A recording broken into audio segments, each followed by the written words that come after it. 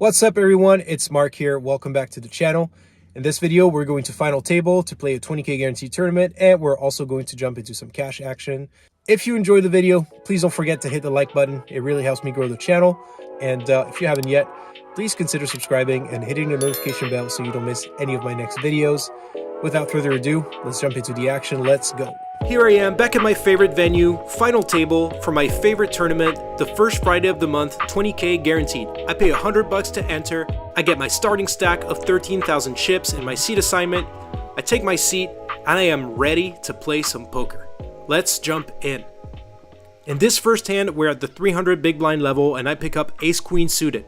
The player to my right has concerns about being filmed, so I start explaining that I never film players and I don't even use the audio from the table as I open to 1,000. While talking, I see the player to my left throw more chips into the pot, so I'm thinking, oh here we go, first hand, 3-bet pot, let's go.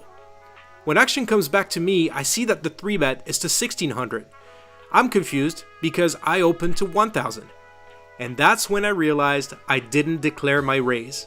And because I only put one chip out, that means I only called the 300.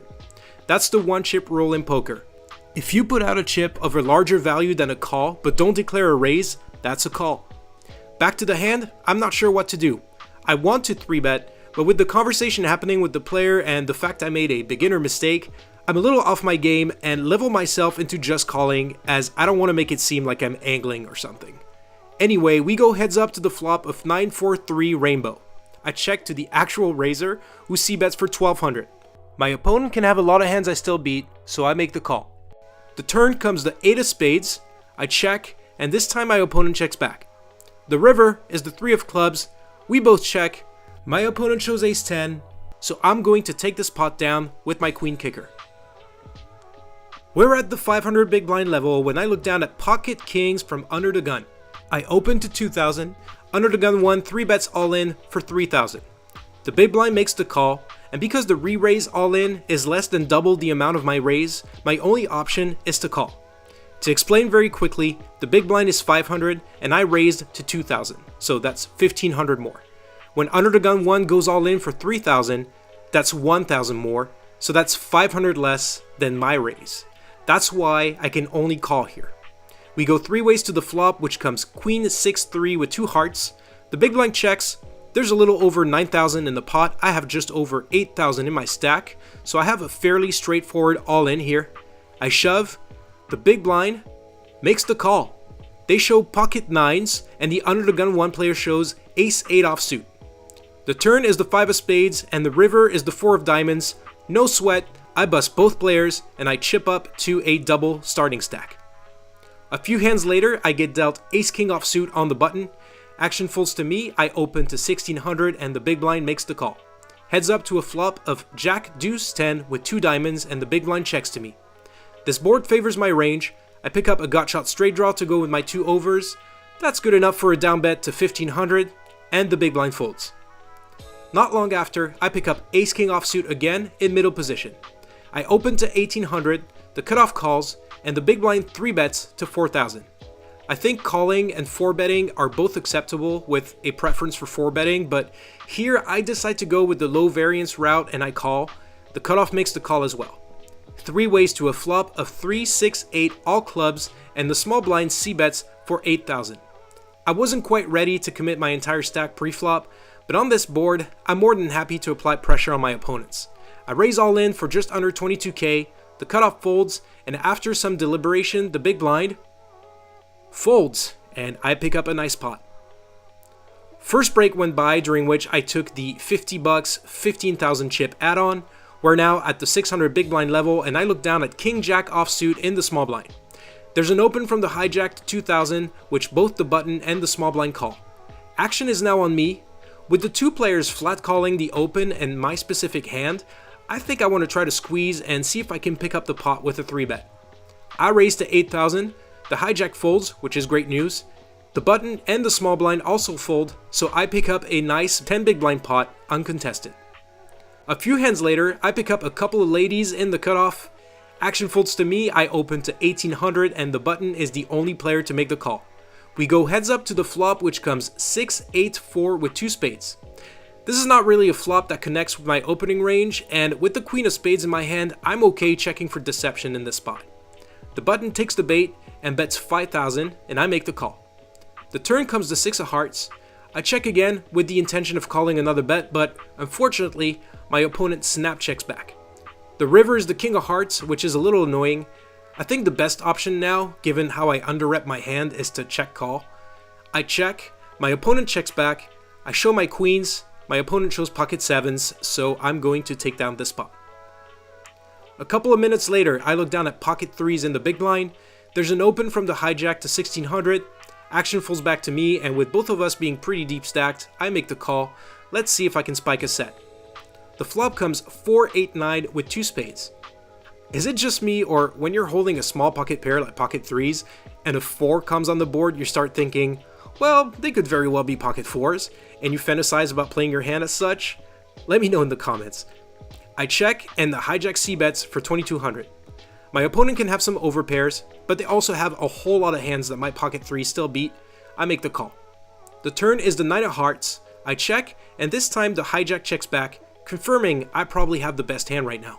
The river is the 10 of spades, putting a flush on the board. I'm not sure why I decide to turn my 3s into a bluff here by betting 4,500. With another overcard and a flush on board, this is best played as a check fold, sometimes a check call, so yeah, not happy with my play here. My opponent thinks for about 10 seconds before making the call. I say, if you're calling, you're good, and they show king 6 of spades for the rivered flush. I guess they were considering a raise, but decided against it with the paired board. In any case, I'm going to lose this one. Let's move on to the next hand. We're now at the 800 big blind level, and I get dealt ace-queen offsuit in the small blind. There's an open from the low jack to 2500, the cutoff calls, the button calls, and once again, I find myself in a great spot for a squeeze. However, I'm unsure on what sizing to pick. The low jack has been pretty active so far and has about 15k behind. The cutoff joined the table a couple of orbits ago. They've been playing pretty loose and have me covered. The button has also made some loose calls. They were the player who called my all-in with pocket 9s when I had kings and there was a queen on the board, and they have about 30k behind. For this reason, I decide to squeeze to 30k. I'm happy going all in against either the low jack, button, or both, and this bet should get the cutoff out of the hand. The plan sort of comes together as the low jack calls for their remaining 15k and both the cutoff and the button fold. The low jack shows ace-5 suited, so I'm in a great spot to pick up a nice pot. Let's go to a run out. The flop comes king jack 3 with 2 spades, because why the hell not, huh? I need to dodge a 5 or a spade on the turn and river. The turn comes the 8 of diamonds, and the river is the jack of clubs. Let's go. Another nice pot headed my way, and I bust this player called Jack, with whom I played a couple of pots. Great playing against you, Jack. Good game. Now at the 1000 big blind level, I pick up pocket jacks in the cutoff. The middle position player opens to 2000. The hijack calls. I'm going to 3-bet to 8,000. I'd be happy with a fold or a call. The one thing I wouldn't be too happy with is the middle position player 4-betting all in for around 55,000. The hijack gets out of harm's way, and now I have a decision. I have my opponent covered by about 30,000, so if I call and lose, I'll still have 30 big blinds to play with. If I call and win, I'll have a monster stack, probably top 3 in the room. That being said, I don't think there's many hands worse than jacks that my opponent is shoving with. I think they would either 4-bet smaller or maybe sometimes flat with aces or kings, so the most likely hands I'm putting them on are queens or ace-king. I'm crushed by queens and flipping against ace-king. Part of me wants to gamble it up and try to run up a stack, but ultimately, I don't think it's wise from a tournament strategy standpoint to play a 100 big blind pot all in pre-flop with jacks. It sucks, but I think there will be better spots down the line. I have a comfortable stack, so no need to gamble just yet. I make the fold, and my opponent does show the ace-king. Nice hand. On to the next one. Literally the very next shuffle, I look down at pocket 9s and the hijack. Action folds to me. I open to 2500 and I get called by the cutoff and the big blind. We go 3 ways to a flop of 6, 3, 4 rainbow. The big blind checks. I want to get value and protection from non-paired overcards, so I c-bet for 4500 and the cutoff raises to 12,000. The big blind folds and action is back on me. The cutoff is a relatively new player to the table who hasn't really gotten involved so far. Could I be up against a set? Maybe. Could they have a hand like pocket 5s or ace 5, 5-6, 6-7 suited and be making a move? Maybe. For now, I think my hand is too strong to fold, so I make the call. Heads up to the turn, it's the 7 of clubs, which puts a 4-liner to a straight on the board. I check and flow, hoping for a check from my opponent, but they continue blasting, this time for 20k. Even though this player hasn't done anything out of line so far, something about this hand still feels off to me. That being said, there's not many hands I beat anymore. I lose to the few overpairs my opponent would flat my open preflop with. I lose to any combos of 5s previously mentioned. Really, the only hands I beat right now are pocket 8s and bluffs. Also, when they bet out 20k here, I don't see much point in calling since I'd be committing almost half my stack this hand, so I think my only 2 options are folding or shoving. With all that in mind, I think my best move is once again to fold and wait for a better spot. My opponent later claimed to have queen 5 of diamonds. Losing a bit of momentum after a pretty good start to the tournament, I still have plenty of chips to play with and I get moved to a new table. Let's see how things turn out there. A few levels have gone by and have not picked up any interesting hands. We're now at the 1600 big blind level and I pick up 9-8 suited in the small blind. There's an open to 3200 from the middle position player. Action folds to me and I make the call with a very playable hand. The flop comes 10 jack 3 with 1 club, so I pick up a straight draw, a backdoor flush draw, and that is enough for me to load up 3 bullets. I check and flow and they c-bet for 3500. Going along with my plan, I fire the first bullet and I check raise to 10,000. The middle position player thinks for about 15 seconds and makes the call. Let's see if I can improve on the turn. I do improve, but not how I wanted to. The turn is the 8 of spades, giving me a pair along with my straight draw. Continuing with the plan, I fire a second bullet for 17,500. My opponent is visibly uncomfortable and goes into the tank for what feels like forever to me, but in reality turns out to be about 2 minutes. 2 minutes after which they call. Well, the plan is to jam the river, so hopefully it either helps me or scares my opponent enough to find a fold. The river is the 7 of spades, giving me the straight. It does complete the backdoor spade flush, but that doesn't deter me from following through with the plan. I empty the clip and jam. Thankfully, my opponent does not snap it off. Phew. That most likely rules out a flush, so now I'm actually praying for a call. My opponent thinks for about 30 seconds and makes the fold. Wow, what a crazy hand. I was prepared to 3-barrel bluff, which I don't think I've ever done on the vlog. Lucky for me, I land on my feet, river to straight, and win a very nice spot. A few hands later, we join the action as I open to 3200 from middle position, the low jack called, and the hijack, my opponent from the previous hand, 3-bet jams for just over 11,000, about 7 bigs. I have ace jack suited. When action comes back to me, I 4-bet all in to isolate the hijack. The low jack gets out of the way. I flip over my hand. The hijack shows pocket 4s. Let's go to a run out. The flop comes 3-8-3 rainbow, so not much for me. The turn is the 7 of diamonds. I'm down to an ace or a jack for the win. The river is the king of clubs. The hijack is going to double up. Thankfully, it's only a small dent to my stack, still plenty of chips to play with. We're now at the 2000 big blind level and I get dealt ace-9 suited in the small blind. The middle position player, our opponent from the last 2 hands, open shoves for 15k, again around 7 big blinds. Action folds to me and my hand is going to be either ahead or flipping against a lot of their shoving range here, so I make the call.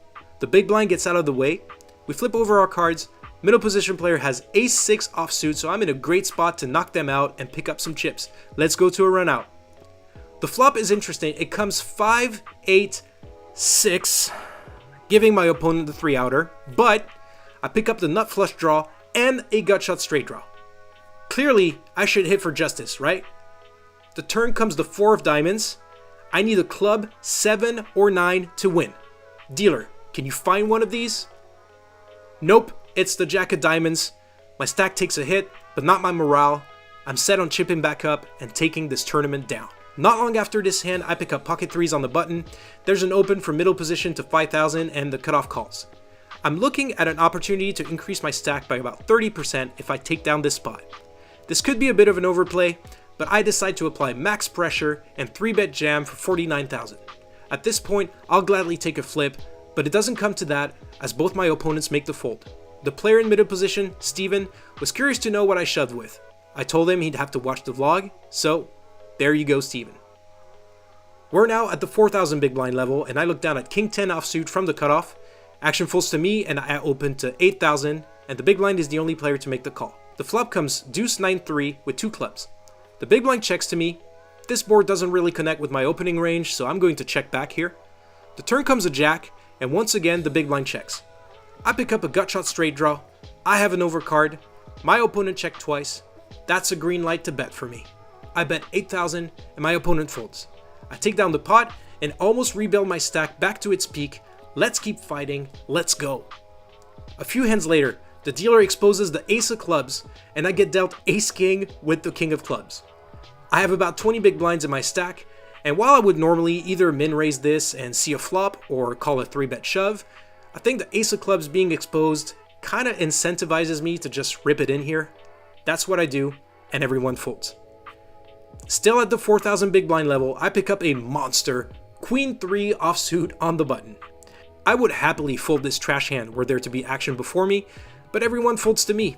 I can't pass up an opportunity to steal the blinds, so I open to 8,000. I get through the small blind, but the big blind 3-bets all in for 44,000. I pretend I have a hard decision for about 15 seconds before throwing my cards into the muck.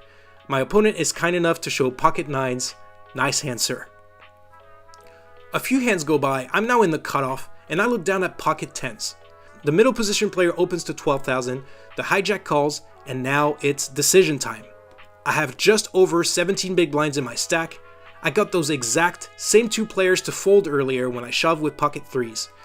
Even if I get called, I could still end up in a flip, and if it goes my way, I could double up and have a fighting chance of making a deep run in this tournament. With all that in mind, I decide to 3-bet shove for 70,000. Action folds back to Steven, who was the original raiser in middle position, and he makes the call saying he's gotta be on the vlog. The hijack gets out of the way. Just don't show me an overpair, Steven. He doesn't, he's got king jack of clubs, so I'm flipping for my tournament life. I guess I should be happy that I'm flipping, but I can't help but think back to the last times I was all in with pocket 10s versus king jack for my tournament life. We go heads up to a showdown against king jack. The flop gives my opponent a jack. The turn gives me a flush draw, let's go. We need a 10 or club on the river. It's a queen of hearts and we are busto. The early position players fold and we go heads up to a showdown. I'm up against king jack offsuit. This happens to be the exact same spot in which I busted a tournament the week before, so I'm looking for redemption here. The flop is a clean 9-7 deuce. Turn is a jack. We can still win this with a 10 or an 8 for the straight, but the river is a 6 and we're going to lose a big one here. Oof, painful. Let's go to a run out. The flop comes jack, king, deuce. Well, that's just great. Turn is a 3, I'm down to a 10. The river is a deuce and I am out. Nice hand, Steven. Let's head to the cash game streets. I'm down 150 bucks for the tournament. I make my way to the cash tables in hopes of recouping my buy-in and perhaps a little extra on the side. As I sit down and look across the table, I am excited to see one of the most spewy players from the Portland poker scene. Hopefully I can hit some cards and find some good spots to stack them once or twice. I don't want to spoil you, but that didn't happen. I played for about 2.5 hours. The table was playing super loose with people going to showdown with third pair, chips flying left and right, but I was pretty card dead the whole time and only played 2 hands that were vlog worthy, so let's jump in. In this one, I pick up 10-9 suited in the big blind. There are limps from the under the gun, low jack, and cutoff players. The small blind raises to 10. I don't expect a squeeze from any of the players behind me, so I call, and the 3 limpers come along. We go 5 ways to a flop of jack, deuce, 10 with 1 diamond. The small blind c-bets for 10. Middle pair is the best hand I've flopped so far, so for that price, I'm not going anywhere. Under the gun player calls and everyone else folds. 3 players, including yours truly, go to the turn, which comes the 10 of spades. Let's go! The small blind slows down and checks. Maybe there's a jack or a straight draw I can get some value from. I bet 25. Under the gun player folds, but I do find a customer in the small blind. The river is a pretty brick looking 3 of hearts. The small blind checks. I'm going to try and squeeze out a bit more value from them in case they have a jack. I bet 45 and they fold. For this last one, I downgrade to 6-7 suited under the gun. Yup, those are the 2 best hands I saw over this session.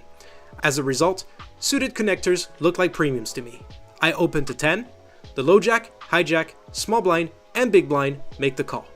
We're headed to another 5-way flop which comes 10-3-4 with 2 clubs. I pick up a gut shot. The blind checks to me. I'm not going to c-bet into 4 other players. I check, hoping to see a free turn. That's what happens as the players behind me check. I absolutely smash the turn which comes to 9 of hearts. Boom! I turn a double belly buster and half my outs are dirty. I'm all about that positive mental attitude. Action checks around to the low jack, who bets out 20, which I don't love, but when the spewy player calls, I'm getting bang on correct odds to call. The river is the 8 of hearts. I river the straight, but it does complete the hard draw. The small blind checks. I'm not really sure what to do. I suppose the best play is to bet for thin value and fold to a raise, but instead I decide to check with the intention of calling a bet. It doesn't come to that though, as the low jack checks and shows ace-9.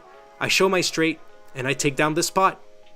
I showed you 2 pots I won, but there were a bunch of hands I raised and whiffed, called a raise and missed.